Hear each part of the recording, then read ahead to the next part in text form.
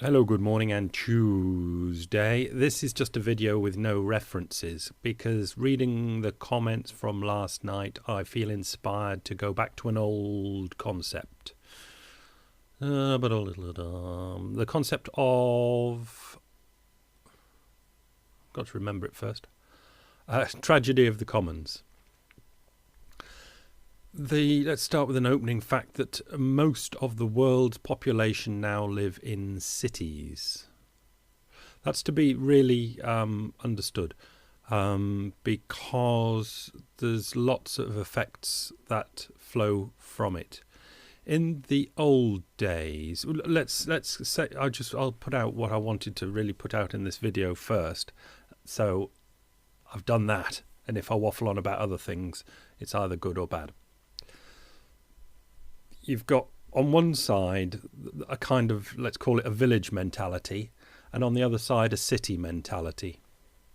In a village mentality or an old city mentality, like an old city-state like Athens, it comes along the lines of everyone knew everybody. I mean, there are lots of people living in Athens, but they dedicated their civic life to being like a big village where everybody kept their noses in other people's business, and the worst thing you could be was banished from Athens, let's say.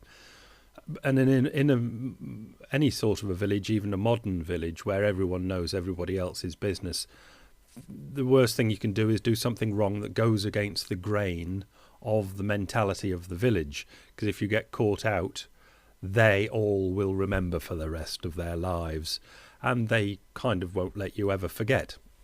That's what kind of village life's all about. It can be nice, but it also can be very constraining and a basic pain in the arse. So, but not many people live in villages anymore. So the old ideas of villages and the way a cohesive group of people will basically run themselves on peer pressure just doesn't work in the modern world, in the city. Basically, we're dealing with cities. So let's do the jump to the tragedy of the commons, which was an expression that started in England, I don't know, 15th, 16th century, something like that. Doesn't really matter. Where there were a certain amount of people, of the public in a village, that used to graze their animals on common ground, common to all of them. It was common ground. Let's just say, make it easier, there were five. It would always be more than that, but let's say there were 5 people with 5 cows each that grazed them on the common land. So you've got 25 cows grazing on the common land, and everyone knows that that common land can support 20 cows. Not 25. 25 cows poach it up, make it into mud, and the grass doesn't grow, and it's just no good for any of the cows. Right. So that is a tragedy of the commons, because unless an external authority comes in and says, you are all being stupid, either you take your cows and put them on the common land over there and leave those 4 people to put their 5 cows there, or each one of you 5 take 1 cow off and do something with it.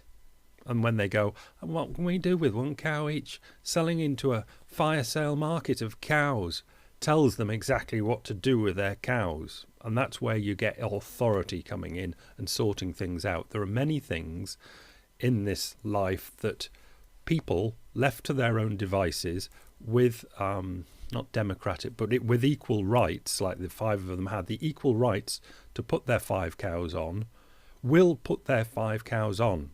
And the chances of those 5 people coming to an amicable arrangement about taking 1 cow off is vanishingly small. Okay, so that's kind of where a tragedy of the commons comes from. That there are modern examples like fisheries, that it's if you've got the sea and vessels that can come from anywhere in the world, and there are fish in one area, they'll come and take the fish. It'll just happen.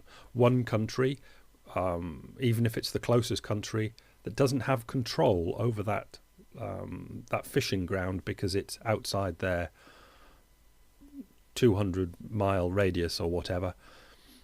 If they pull out, somebody else will come in. The classic example with this country, France and England, is arms sales.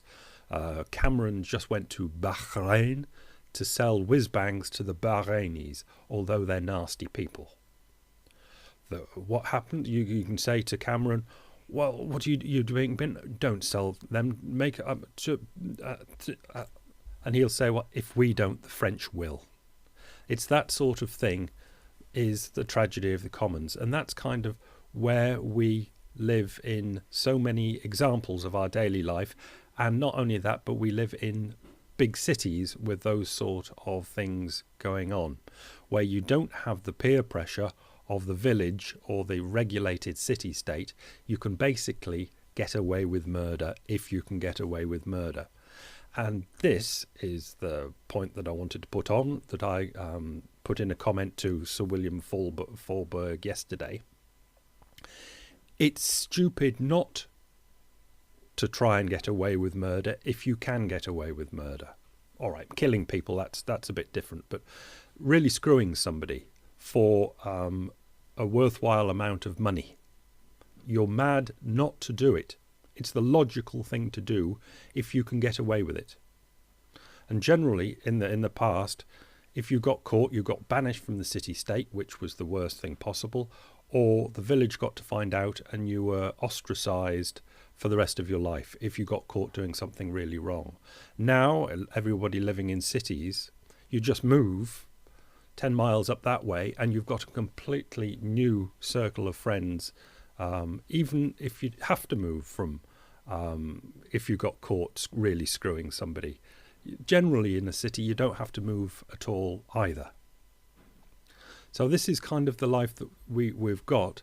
Homo economicus, the great theory-based man, woman that live out there that economists talk about, that doesn't exist, but does exist to the extent that now it's only logical that you try and get away with whatever you can try and get away with. And that is just a fact of life of over half the people of the planet now living in cities. We just don't have the peer pressure anymore. So that's, I think, what I wanted to talk about. So I should leave it there. But I'll just dump on the libertarians I won't say last time, one more time. That a lot of what they go on about would work ideally and perfectly, not perfectly, no, but nothing works perfectly, in an old city-state or a village, when you've got that peer pressure. But the libertarian whole idea thing does not work in a dog-eat-dog world where it is only logical that you go out and screw somebody if you think you can get away with it. And generally, you can get away with it. If it's just being nasty, why not be nasty? If your peers are nasty too, it just ratchets up. It's obviously what's happened to Wall Street. And it's very, very hard then to get that entire mental ratcheting up and then ratcheting it down again, because you're ratcheting against the logic that, but it's the only sensible thing to do, is to take the screw if you can get it. I'll leave it there. See what you think. Bye.